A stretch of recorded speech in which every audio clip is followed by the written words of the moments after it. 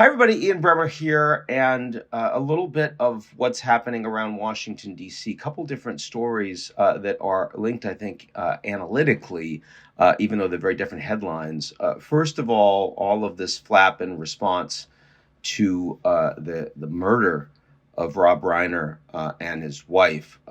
Brutal story.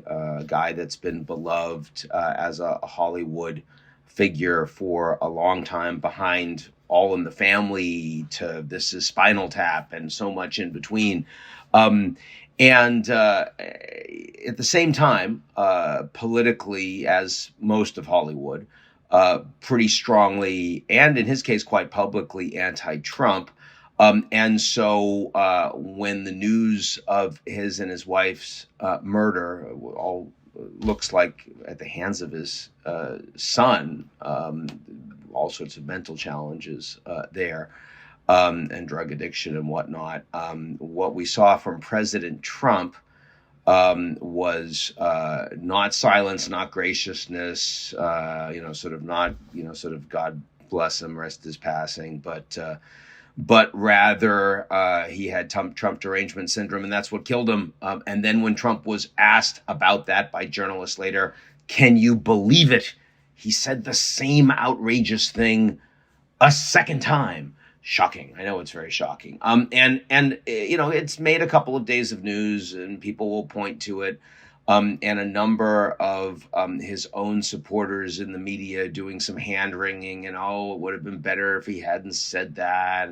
But I completely disagree. I think it actually reflects who Trump is. And I don't happen to like that. I don't happen to support it. I think it's completely unfit. But I do think it's good for both people that don't like Trump and for his supporters to understand the totality of the man. And if you're going to support him, you should have to wrestle with that. And of course, for many in the MAGA camp, that means complete loyalty and brooking no dissent. That's certainly the way that he prefers it. That's the way that members of his administration and members of the Republican Party in the House and Senate have largely played it, even when he's promoting things that are well beyond the pale. And I think calling the question to that is a useful thing. It's sort of like the way in recent weeks he's referred to all Somalis as trash that don't belong in the United States. Much more honest than when he said shithole countries in a private meeting in his first term and then denied it and lied about it. Again, an appalling statement.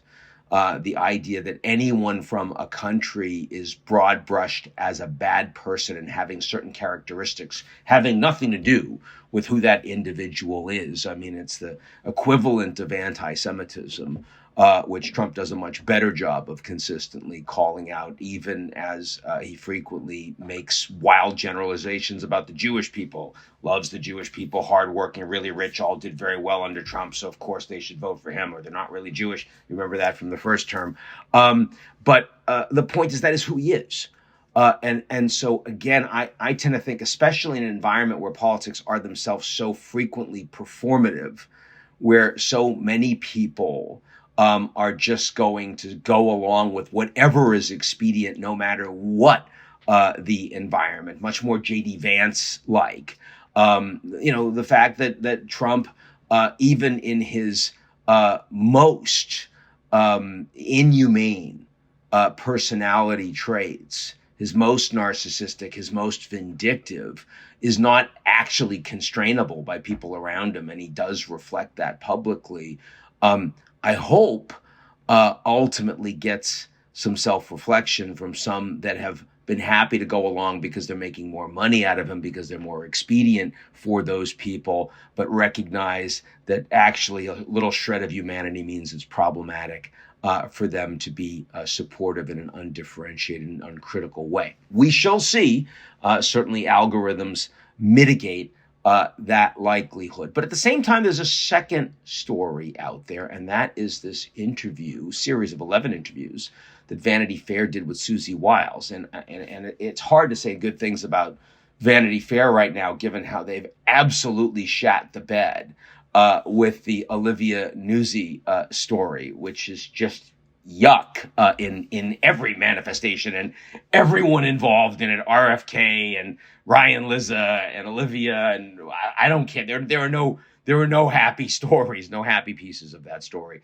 So it's hard to cover the Vanity Fair with glory, and yet this story that they've just put out with Susie Wiles, Trump's chief of staff, I think is the most remarkably honest coverage that we have seen of Trump and the Trump administration from anyone inside it this second term.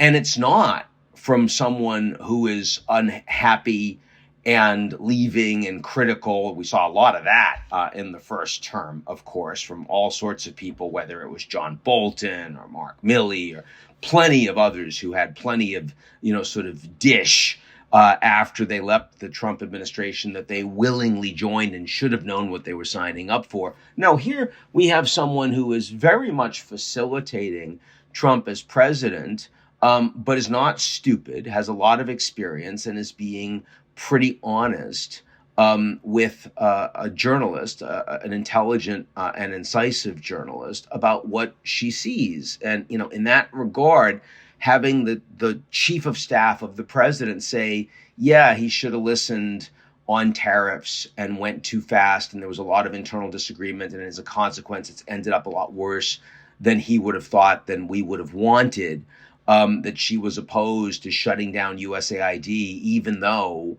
the process of the way they gave out money was really very wasteful, but that a lot of them did hard work, important work, and she was really upset when it was shut down 100%.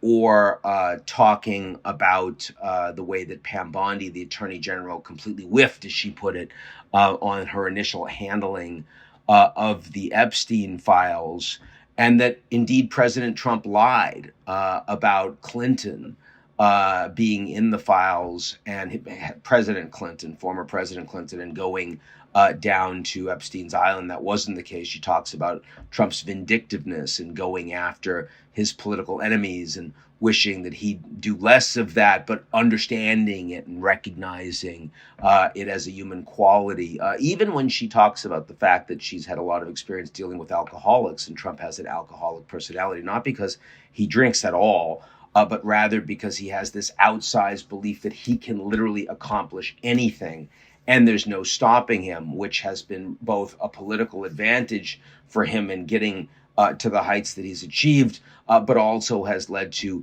significant negatives in policy incompetence and mistakes. And it's one thing for me to say that, as I have been all of those things over the course of the last year, but I don't have anything at stake. It's not my career that could be tossed aside if the president doesn't happen to like something that I say, even though it's honest. But Susie Wiles doing that and saying a whole bunch of things that are clearly true when her entire career is now critically linked to whether or not a pretty capricious president might decide, I'm not loyal to you. And even people that he's been loyal to for a very long time have suddenly fallen out of favor. That's not an easy thing to do, and it makes it an absolute must-read. There are other people, not Trump himself, that'll be more unhappy with what she's had to say. Certainly J.D. Vance, who comes across as the political opportunist that we all know he is, and oriented towards conspiracy theories. Elon Musk, when she talks about his drug use and being an odd duck, he's certainly not going to like it. There are others that come across less well. But I think with Trump himself, there is a level of honesty that comes through. And yet at the same time, it doesn't appear that she's in any way being fundamentally disloyal, even though if loyalty means you have to agree with 100% of what the president says all the time, then you've got a problem. So it brings you back to the Reiner thing. And maybe the Susie Wiles interview will also bring more reflection among those that have been supporting Trump uncritically for literally everything he's been doing, much of which has led to really big mistakes and a lot of people getting hurt. That's clearly too much to hope for. And nonetheless, it is the holidays, so why not be charitable in how we're thinking about these things? That's it for me. Hope everyone's doing well, and I'll talk to y'all real soon.